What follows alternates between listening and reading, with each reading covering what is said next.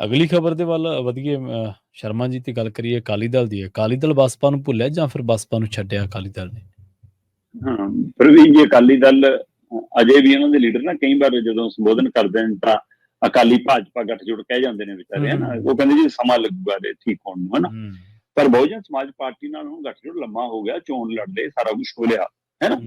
ਸੋ ਇਸ ਲਈ ਉਹ ਚਾਹੇ ਜਿਮਨੀ ਚੋਣ ਚਾਹੇ ਕੁਛ ਉਹ ਗੱਠਜੋੜ ਅੱਗੇ ਵਧਣ ਦੀ ਇਹਨਾਂ ਨੂੰ ਆਸ ਮਿਆਦ ਹੈਗੀ ਆ ਜਾਂ ਨਹੀਂ, ਇਹਦਾ ਅਸਰ ਇਸ ਗੱਲੋਂ ਦਿਖਦਾ ਕਿ ਸ਼ਹੀਦ ਕਰਨੈਲ ਸਿੰਘ ਈਸੜੂ ਦੀ ਸ਼ਹਾਦਤ ਨੂੰ ਨਮਨ ਕਰਨ ਦੇ ਲਈ ਇਹਨਾਂ ਨੇ ਸ਼ਹੀਦੀ ਕਾਨਫਰੰਸ ਰੱਖੀ ਸੀ ਖੰਨੇ 'ਚ। ਉਹ ਕਾਂਗਰਸੀ ਵੀ ਗਏ ਪਏ ਸੀ ਉੱਥੇ ਸਾਰੇ, ਉਹਨਾਂ ਨੇ ਵੀ ਉਹਦੇ ਨਾਂ ਦੇ ਉੱਤੇ ਆਮ ਆਦਮੀ ਪਾਰਟੀ ਤੇ ਸਰਕਾਰ ਤੇ ਕੇਂਦਰ ਤੇ ਕਈ ਤਰ੍ਹਾਂ ਦੇ ਨਿਸ਼ਾਨੇ ਬਿੰਨੇ। ਉਸੇ ਤਰ੍ਹਾਂ ਅਕਾਲੀ ਦਲ ਨੇ ਵੀ ਆਪਣੀ ਸ਼ਹੀਦੀ ਕਾਨਫਰੰਸ ਰੱਖੀ ਸੀ ਤੇ ਉਹ ਸਾਂਝੀ ਕਾਨਫਰੰਸ ਸੀਗੀ ਜਿਹਦੇ ਵਿੱਚ ਅਕਾਲੀ ਦਲ ਔਰ ਬਸਪਾ ਦੀ ਇਹ ਸਾਂਝੀ ਸ਼ਹੀਦੀ ਕਾਨਫਰੰਸ ਸੀ। ਇਹਦੇ ਵਿੱਚ ਦੋਏ ਧਿਰਾਂ ਦੇ ਲੀਡਰ ਸ਼ਾਮਲ ਸੀ, ਦੋਏ ਧਿਰਾਂ ਦੇ ਆਗੂ ਸ਼ਾਮਲ ਸੀ, ਦੋਏ ਧਿਰਾਂ ਦੇ ਵਰਕਰ ਸ਼ਾਮਲ ਸੀ, ਸਮਰਥਕ ਸ਼ਾਮਲ ਸੀ ਤੇ ਉਸੇ ਦੇ ਵਿੱਚ ਸੁਖਬੀਰ ਬਾਦਲ ਅਕਾਲੀ ਦਲ ਦੇ ਪ੍ਰਧਾਨ ਪਹੁੰਚਦੇ ਨੇ, 28 ਮਿੰਟ ਆਪਣੀ ਤਕਰੀਰ ਕਰਦੇ ਨੇ ਜੀ। 28 ਮਿੰਟ ਦੀ ਤਕਰੀਰ ਦੇ ਵਿੱਚ ਉਹ ਭੁੱਲ ਜਾਂਦੇ ਨੇ ਬਸਪਾ ਦਾ ਨਾਂ ਲੈਣਾ। ਠੀਕ ਹੈ। ਇੱਕ ਵਾਰ ਵੀ ਆਪਣੀ 28 ਮਿੰਟਾਂ ਦੀ ਤਕਰੀਰ ਦੇ ਵਿੱਚ ਉਹ ਇੱਕ ਵਾਰ ਵੀ ਬਹੁਜਨ ਸਮਾਜ ਪਾਰਟੀ ਦਾ ਬਸਪਾ ਦਾ ਨਾਂ ਨਹੀਂ ਲੈਂਦੇ।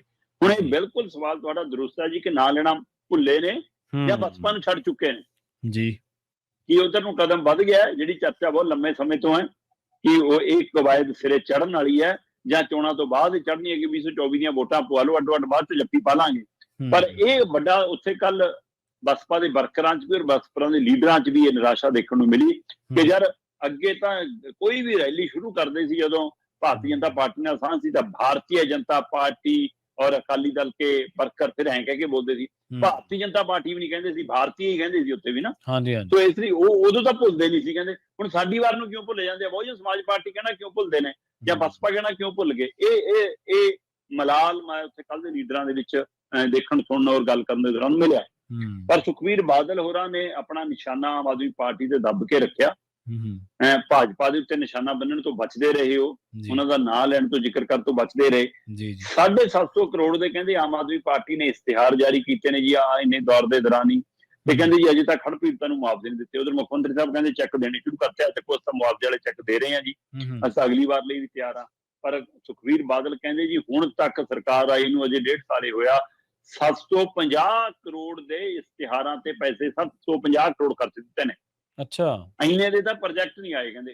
ਹੁਣ ਇਹ ਵੱਡਾ ਸਵਾਲ ਹੈ, ਜੇ 750 ਕਰੋੜ ਖਰਚਿਆ ਜਨਾ ਫਿਰ ਹਿਸਾਬ ਕੌਣ ਦਊਗਾ? ਤੇ ਇਹੀ ਨੀਗਾ, ਮੈਂ ਕਹਿੰਦਾ ਵਿਜੀਲੈਂਸ ਜਿਵੇਂ ਇਨਕੁਆਇਰੀ ਕਰਦੀ ਆ ਕਿ ਹਾਂ ਅਕਾਲੀਆਂ ਦੇ ਸਮੇਂ ਆ, ਕਾਂਗਰਸ ਦੇ ਸਮੇਂ ਆ, ਬਸਪਾ ਵਾਲੇ ਆ, ਬੀਜੇਪੀ ਵਾਲੇ ਆ, ਪੁਰਾਣੀ ਪਾਰਟੀ ਵਾਲੇ ਆ, ਜਾਂ ਅਸੀਂ ਆਪਣੇ ਵਿਜੇ ਸਿੰਗਲੇ ਦੇ ਖਿਲਾਫ ਕਰਾ ਲਈ। ਹੁਣ ਸੁਖਬੀਰ ਬਾਦਲ ਨੇ ਇੱਕ ਉਂਗਲ ਧਰੀ ਆ ਜੀ। ਮੈਨੂੰ ਲੱਗਦਾ ਕਿ ਇਹਦੀ ਵੀ ਜਾਂਚ ਵਿਜੀਲੈਂਸ ਨੂੰ ਕਰਨੀ ਚਾਹੀਦੀ। ਸੁਖਬੀਰ ਬਾਦਲ ਕਹਿੰਦਾ ਕਿ ਪੰਜਾਬ 'ਚ ਚਿੱਟਾ ਵਿਕ ਰਿਹਾ ਉਵੇਂ, ਠੀਕ ਹੈ, ਪਰ ਕਹਿੰਦਾ ਉਹਦੇ ਸਪਲਾਇਰਾਂ ਦੇ ਨਾਲ ਤਾਲਮੇਲ ਆਮ ਪਾਰਟੀ ਦੇ ਐਮਐਲਏਆਂ ਦਾ ਜੀ। ਕਹਿੰਦੇ ਮੇਰੇ ਕੋਲ ਰਿਪੋਰਟ ਹੈ, ਮੇਰੇ ਕੋਲ ਕਹਿੰਦੇ ਉਹ ਪੂਰੀ ਤੱਥਾਂ ਸਹਿਤ ਜਾਣਕਾਰੀ ਹੈ ਕਿ ਕਈ ਥਾਵਾਂ ਤੇ ਚਿੱਟਾ ਆਮ ਆਦਮੀ ਪਾਰਟੀ ਦੇ ਐਮਐਲਏ ਵਿਖਾਉਂਦੇ ਨੇ, ਉਹਨਾਂ ਦੀ ਸ਼ਹਿਰ ਤੇ ਵਿਕਦਾ, ਉਹਨਾਂ ਦੇ ਇਸ਼ਾਰੇ ਤੇ ਵਿਕਦਾ।